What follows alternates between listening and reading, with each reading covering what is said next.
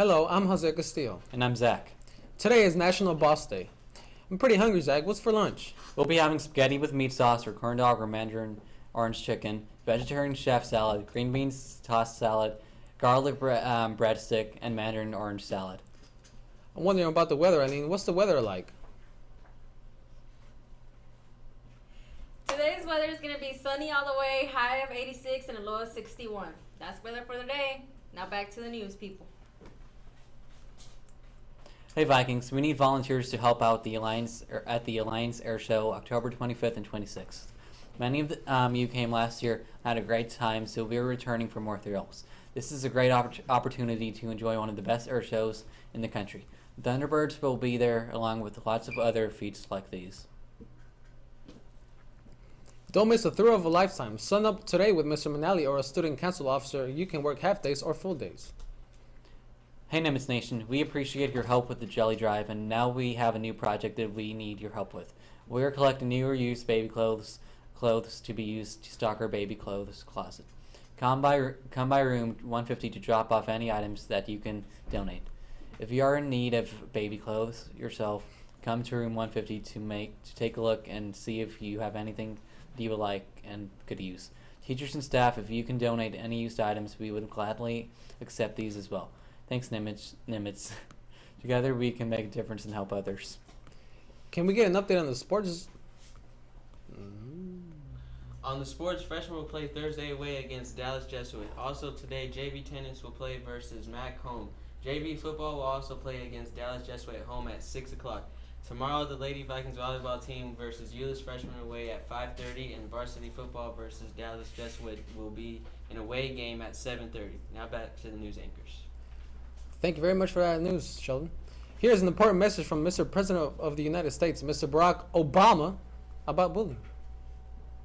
Like all of you, I was shocked and saddened by the deaths of several young people who were bullied and taunted for being gay, and who ultimately took their own lives. As a parent of two daughters, it breaks my heart. It's something that just shouldn't happen in this country.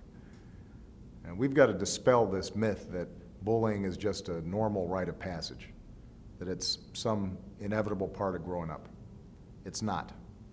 We have an obligation to ensure that our schools are safe for all of our kids. And to every young person out there, you need to know that if you're in trouble, there are caring adults who can help. I don't know what it's like to be picked on for being gay, but I do know what it's like to grow up feeling that sometimes you don't belong. It's tough. And for a lot of kids, the sense of being alone or apart, I know it can just wear on you. And when you're teased or bullied, it can seem like somehow you brought it on yourself for being different or for not fitting in with everybody else. But what I want to say is this: you are not alone. You didn't do anything wrong. You didn't do anything to deserve being bullied. And there is a whole world waiting for you, filled with possibilities. There are people out there who love you and care about you just the way you are. And so, if you ever feel like because of bullying, because of what people are saying, that you're getting down on yourself, you've got to make sure to reach out to people you trust. Whether it's your parents, teachers, folks that you know care about you just the way you are, you've got to reach out to them. Don't feel like you're in this by yourself. The other thing you need to know is things will get better. And more than that, with time, you're going to see that your differences are a source of pride and a source of strength. You'll look back on the struggles you faced with compassion and wisdom, and that's not just going to serve you, but it'll help you get involved and make this country a better place. It'll mean that you'll be more likely to help fight discrimination, not just against LGBT Americans, but discrimination in all its forms.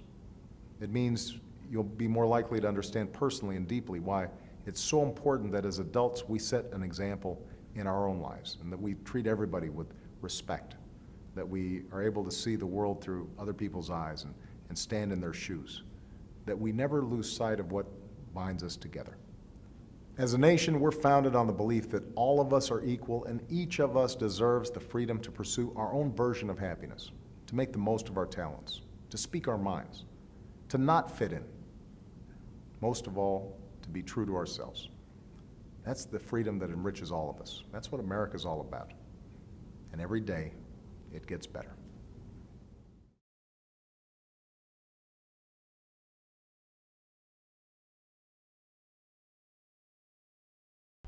October is Bully Awareness Month. The Student Council is asking you to wear orange on October 22nd so we can show you our unity against bullying. Hey seniors, don't know what you want to do with your life? Not sure what careers to pursue when you get out of high school? The ASVAB Career Exploration Program can help. Research has shown that students who participate in the ASVAB program experience less career indecision, enjoy career confidence in making career decisions, and consider more thoughtfully their options for their future. Learn about your strengths and interest areas by participating in the ASVAB exam next week on October 15th. Students who take the ASVAB are under no obligation to join the military, and the results might just change your life, or at least guide you in the direction of a great career. Teen Read Week begins on October 12th. Take a look at some of the events in the library has planned in celebration of the Teen Read Week 2014. October 15th through the 24th is National Teen Driver Safety Week. Celebrate My Drive is State Farm Insurance's way of encouraging teens to drive safely. Here's a special message about learning to drive.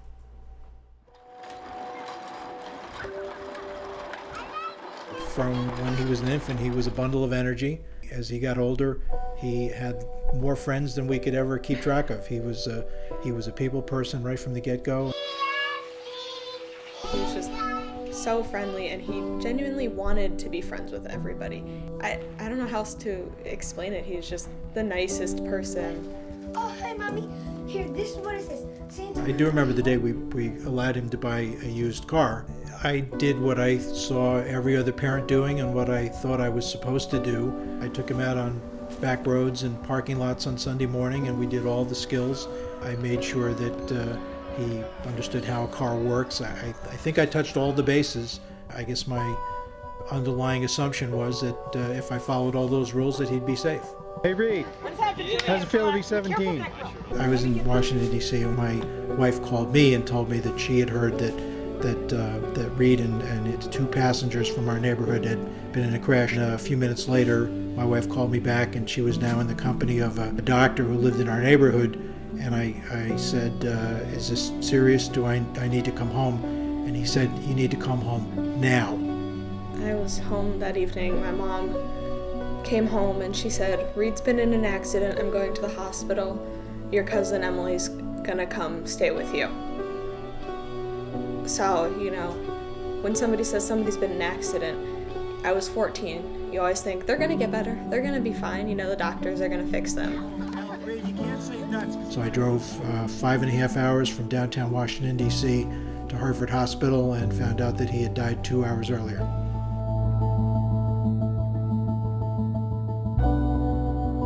We spent a lot of time looking for a car that was safe, and he didn't crash the entire 11 months that he was driving before his fatal crash, so I think that was my mindset. No news was good news.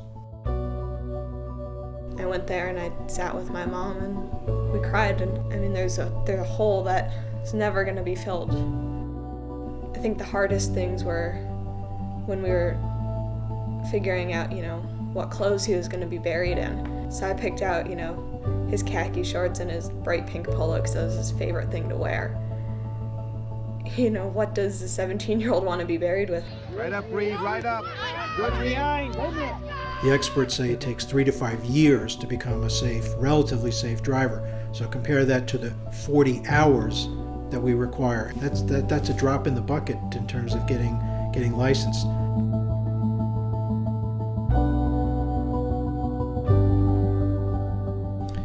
When teens have a reason to get to a certain destination, they're probably going to get there safely.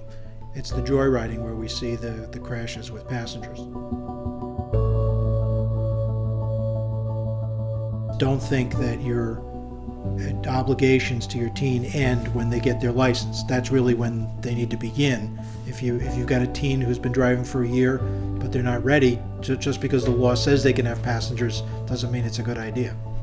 The laws are the minimum. Parents need to figure out what it is that needs to be done above and beyond the law.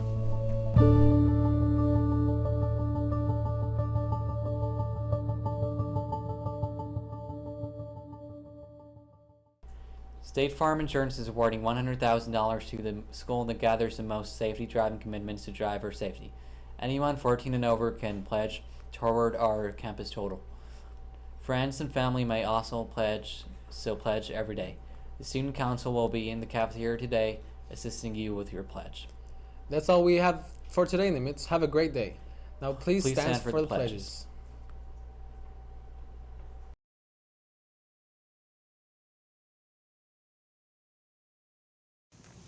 I pledge allegiance to the flag of the United States of America and to the republic for which it stands, one nation, under God, indivisible, with liberty and justice for all. Under the Texas flag, I pledge allegiance to thee, Texas, one state, under God, one and indivisible. And now for a moment of silence.